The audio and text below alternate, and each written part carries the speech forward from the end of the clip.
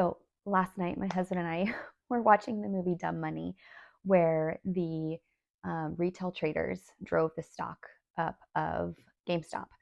And all these investors, heavy investors, were shorting GameStop and lost a ton of money. And I told my husband, this is exactly why average people are afraid to invest in the stock market or even learn anything about it, learn anything about day trading. It's because they watch movies like this or scenarios like this where people lose all their money because they're not being smart.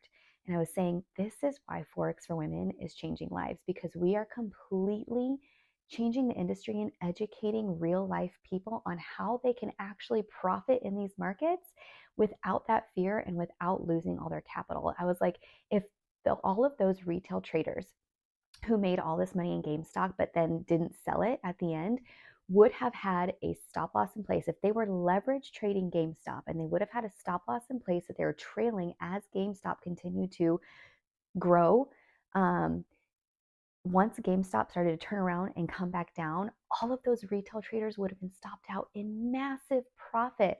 And that is what we're teaching in Forex for Women: is you can follow these trends and you can get into these trends extremely easy once they're established, and then follow that stop loss up and capitalize on that price movement.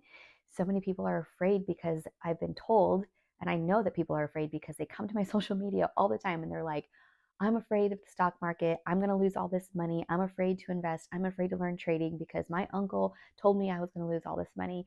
And it's because people don't know how to properly enter and exit the market. They are letting their emotions take control, just like we saw in that movie. And if you haven't watched it yet, go watch it. Although I will say there's a lot of explicit language. But yeah, it just really opened my eyes up to why there's so much fear around trading.